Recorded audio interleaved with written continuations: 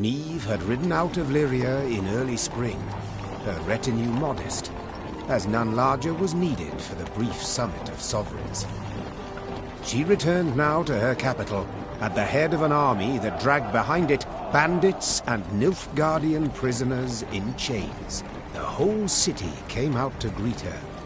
Its traders, craftsfolk, priests. Also, her eldest son and heir, Prince Willem. A boy who, it seemed, might never be prepared to rule. Niamh and Willem rode side by side past the cheering throngs, their faces frozen in regal smiles.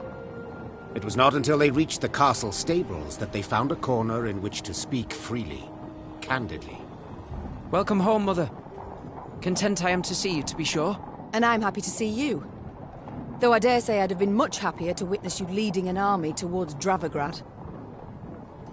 Willem, I trusted you. Left the realm in your care. Indeed. And I, in turn, did my utmost to choose the best course for... Willem, don't be so damned courtly. There's no one else here. My son. Nilfgaard has invaded our home. We're at war. When rulers don't strive and don't choose, when rulers grab their swords and shields and ride out to defend their subjects. You didn't let me finish. All right. Say what you wanted to, please. I feared I'd be hasty, Mother, and I didn't want to be.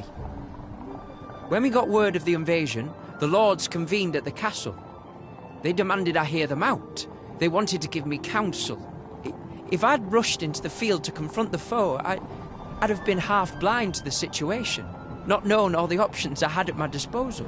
A ruler never knows all the options. Yet he must decide and act nonetheless. I need to prepare. I'll see you at the Council of Peers. And indeed she did, when the peers convened in the throne room.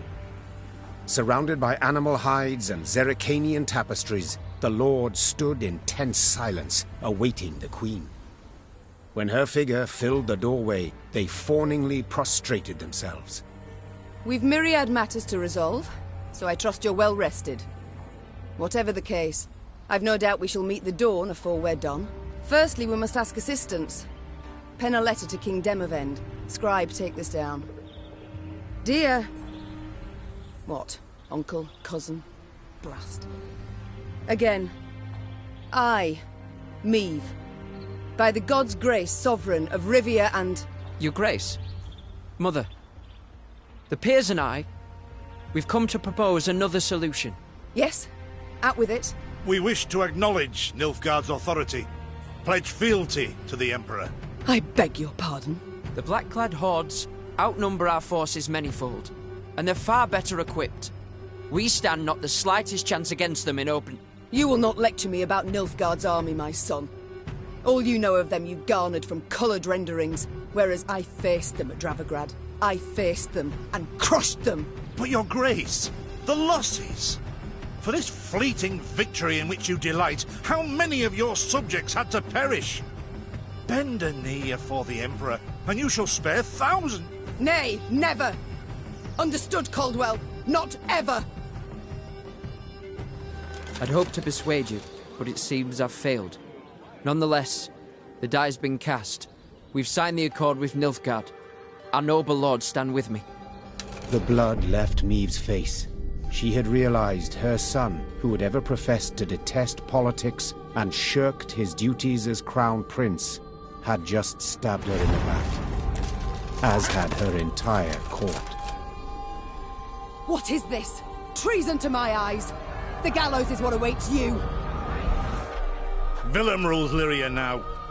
And should you not acquiesce and approve the accord, I fear only you, milady, shall have the pleasure to meet the hangman. Don't get ahead of yourself, Caldwell. My mother will not be harmed. Not one hair on her head. Understood? Confine the Queen to the tower. You err deeply, my son. The Queen was confined to a cell.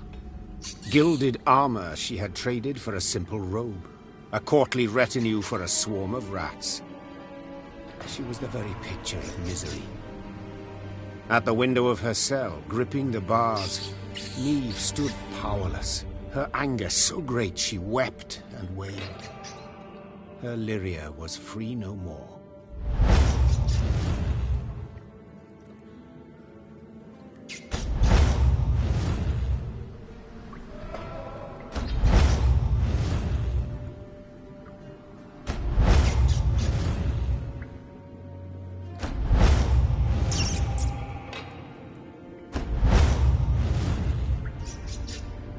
Have I come at a bad time? Demons take you, Caldwell. You've long been at this scheme, haven't you? You left the strays of Sparla to roam the realm, to forage, so that I would have to look to them. And thus gained your cohorts the time they needed to complete Lyria's sail to Nilfgaard. You've seen through it all, that's clear. After the fact, of course, but still. Willem, you turned him. How? The boy's not fit to wear the crown. Hasn't sufficient wit nor valour. I know this. You know this. Just, he knows it not. Willem fancied himself a statesman, wished terribly to prove he was one. I made it possible. I've been amply rewarded, I have. Palatine since just yesterday, in fact. You'll have neither my blessing nor congratulations. Sorry to disappoint you. I seek neither. I've come for another reason. To bid you adieu. Willem does not seek your death. Does not even fathom it, as you well know. Moreover, his resolve will wilt in time, and he'll wish to free you. So, come the morn, when the young king rides out to pledge fealty afore General Ep Dahi, you shall use your bed linens to hang yourself.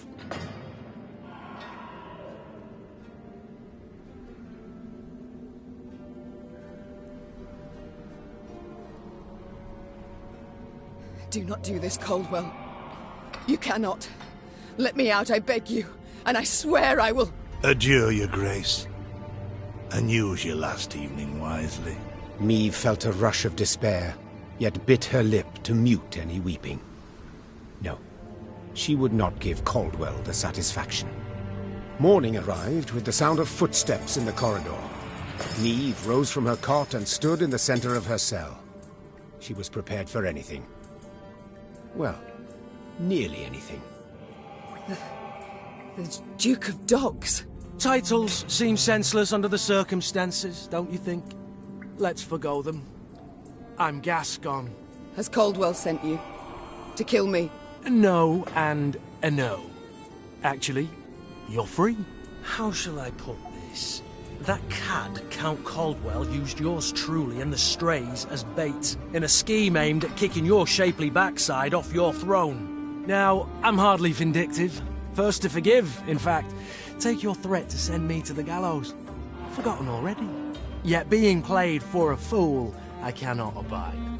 So when the strays freed me, I knew what I'd do to spite the Count afore I disappeared. I'd free you. That's to say, on one condition. You've got to request it of me, my lady. Courteously. For my realm I will do this, and much, much more. Even bow afore a brigand. Thus I beg you, Gascon, Duke of Dogs, grant me my freedom. Ha! Incredible! I've lived to see someone grovel with dignity. The true ruler you've got to be. You are free. I'm grateful. Now please let me pass. I must get to the city jail at once. Would you look at this woman? Free her from one prison, she flies off to the next. They hold Reynard there. And if I've any ally left, anyone who's not betrayed me, it's him. I must get him out. Hold, my lady. Unarmed, alone. Have I any other option? In a sense. See, they locked a few strays in the city pits too. Got a common cause, I'd say. Care to join forces? The Queen took Gascon up on his offer. Then she, Gascon, and the strays snuck through the city to its dungeon. Reynard had not wavered for a moment in his devotion to the Queen. Never the slouch, he had also not lost any time. I've inquired among the other arrested soldiers. Many are prepared to fight, Even die at your side, Your Grace. Seems they may yet get their chance. But now we must flee. All of us. Yet in leaving the jail, the company ran into trouble. When Caldwell's cutthroats had failed to find Meve in her cell waiting for her secret execution, they had informed the Count. He, in turn, dispatched patrols into the streets. The Queen and her cohorts ran into one such unit. Blast. We shan't outrun them. To arms!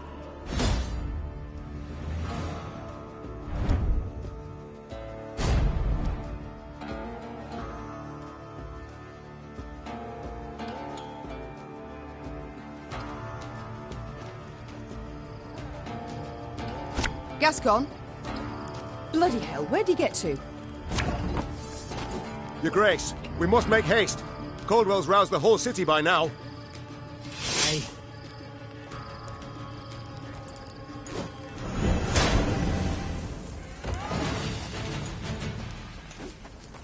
Sod it. Sod it all.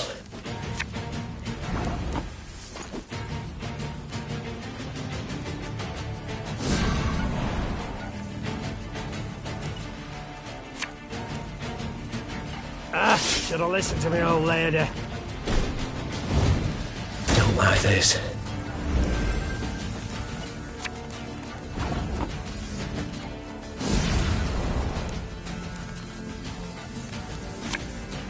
This harvest will be reaping black clad. Didn't think I'd leave you just like that, did you? Honestly, I did.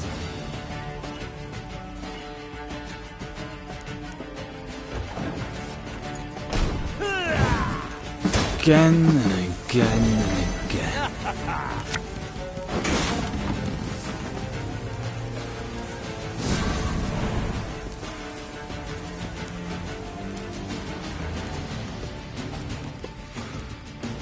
We'll catch 'em all!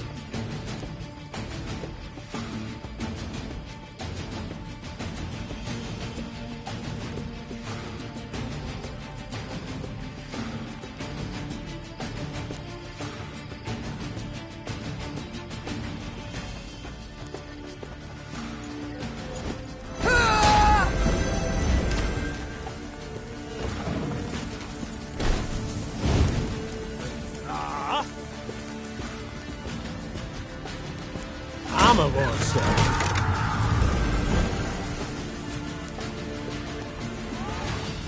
Oh, Lady Margarita told us of this.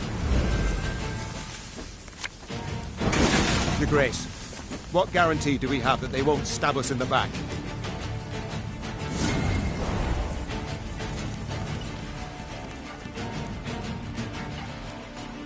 My spirit's willing and how, but these damn boots are killing me.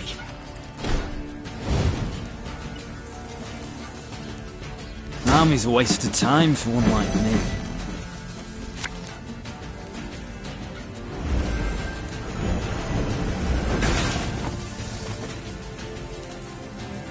There's a time to reap, a time to sow,